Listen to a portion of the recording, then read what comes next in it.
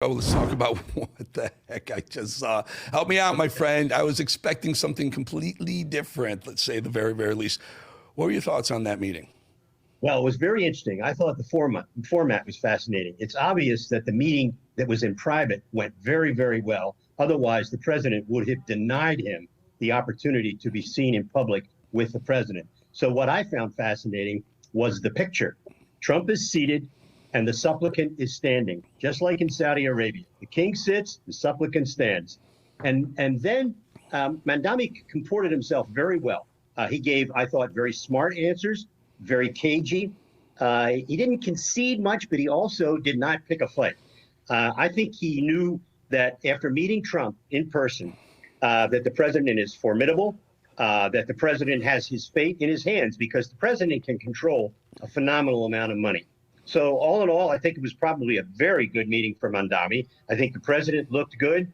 It's probably good for the country just to tone things down a little bit so people, don't think about assassinating people every time they hear a public comment. Well, okay, Joe. I lived in New York for 30-something years. I was there when literally watched the second tower get plane fly into the second. Yep. Watched it myself. I lost 16 colleagues that I work with at the New York Mercantile Exchange pass away in that thing. I've also watched the makeshift Times Square mosque. I was also down there in the Times Square mosque when they were trying to get that thing as a trophy to the 3,000 New Yorkers that perished that day in those events. I'm not ready for that. I'm not ready to extend that olive branch to a guy who's already said he's made just allusions to being more Islamic than I would say, for my taste, certainly in the most important financial city, certainly in this country, maybe the world. Well, I think New York is more Islamic now. I think what's happened as a result of immigration, there's a different type of immigrant coming to New York. My grandparents came from southern Italy on both sides of the family. They were different people. They came here to work. And more important than anything else, they came here to assimilate. They didn't come here to impose a religion on the country or their culture. They wanted to be Americans. They wanted to learn English.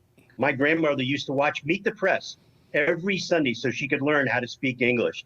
It was fascinating to me. The problem with the new immigrants, particularly the Muslim immigrants, and just look at Minneapolis, they don't want to assimilate. They want to impose their own country of origins, policies, cultures, and will on this country. That's the part where I think there's great danger, and that's where Mamdani can be very dangerous. Minneapolis didn't happen overnight, right? It starts, right. And they, and Ilhan Omar becomes the congresswoman, and all of a sudden they're called to prayer 5 times a day with the bells ring in Dearborn, Michigan. Cops now have to wear a patch to hat tip the Muslim people living in Dearborn. It's a highly Muslim community there. Okay, you're telling me there's more and more Muslims moving to New York. It sounds like it might be the next Minneapolis, and I don't know, Joe. I'm sorry. I'm still reeling from this whole thing. I expected something different.